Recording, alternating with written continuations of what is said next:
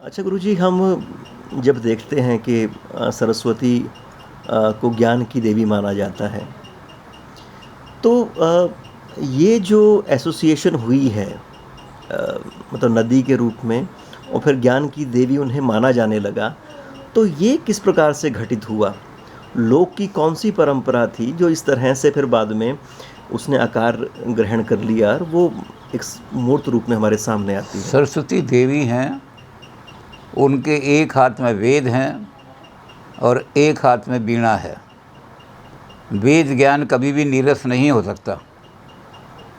वीणा इसलिए उनके हाथ में है कि वेद का जो ज्ञान है, संसार का अनादि ज्ञान, इससे बड़ा ज्ञान कोई दुनिया ने, इससे पुराने वेद से पुरानी कोई किताब ही नहीं मिली दुनिया के लोगों को, और इसलिए वेद को उन्होंने यूएनओ ने यूनेस्को में रखा कि oldest book of the world.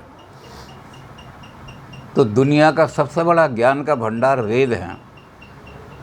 Saraswati के हाथ में वेद होने का मतलब ये है कि सरस्वती ज्ञान की, सारी ज्ञान की देवी है दुनिया के अंदर।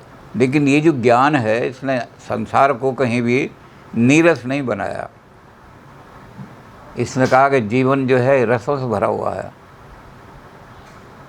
इस रस का आनंद लो, और इसलिए एक हाथ में वो वीणा लिए रहती हैं, कला की देवी, संगीत की देवी।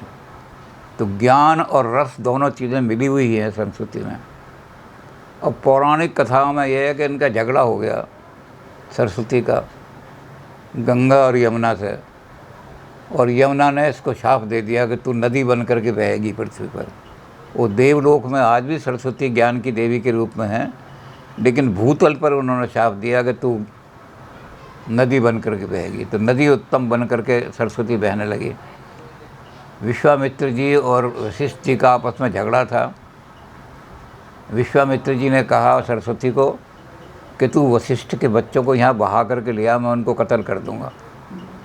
सरस्वती मना कर दिया कि मैं ये पाप का कर्म नहीं करूँगी। तो विश्वामित्र जी ने उसको शाप दे दिया कि तू अंतः सलीला हो, ज़मीन के अंदर घुस जा, और तू कभी भी ज़मीन के ऊपर आएगी तो तेरे अंदर खून बहेगा।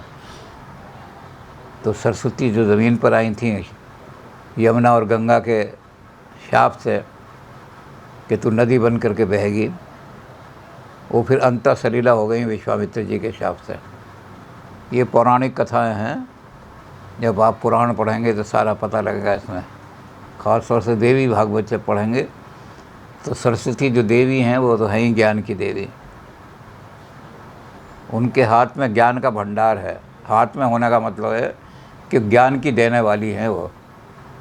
हाथ में वेद होने का मतलब है कि हाथ से ज्ञान बांट रही हैं सारी दुनिया में। अच्छा गुरुजी, कल एक और बात चल रही थी, उसमें ये कह रहे थे कि बहुत सारे ऋषियों के आश्रम होते थे सरस्वती, क्योंकि सरस्वती का मतलब यह है कि जो सरोवरों को आपूरित करती चलती है, तो क्योंकि वहाँ पे आश्रम थे, फिर वो ज्ञान वहाँ से पैदा होता था, उत्पादित होता था। तो ये भी एक अर्थ बनता होगा।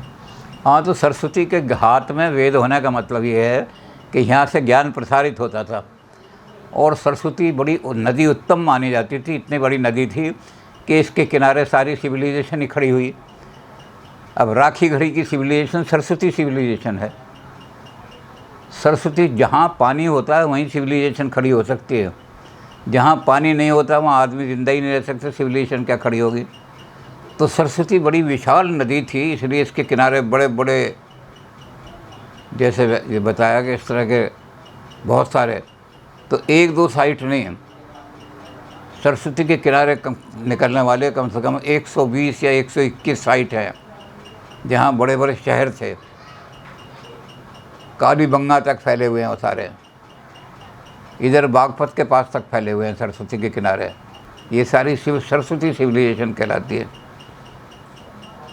तो सरस्वती सिविलाइजेशन का अड्डा है। सरस्वती के किनारे एक दो नहीं, सैकड़ों विद्वान ऐसे पैदा हुए जिन्होंने दुनिया को वेद का ज्ञान दिया। वो यहाँ बैठे बैठे यही करते रहते थे, वेद का ज्ञान, वेद की शाखाएं बना रहे हैं, वेद के मंत्रों का उच्चारण कर रहे हैं, वेद सिखा रहे हैं सारा का सारा।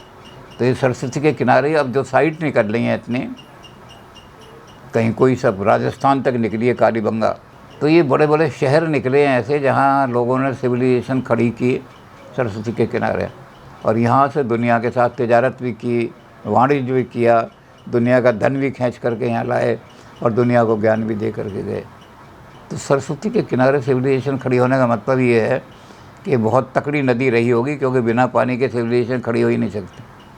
आदमी नहीं रह सकते, सिविलाइजेशन क्या खड़ी होगी।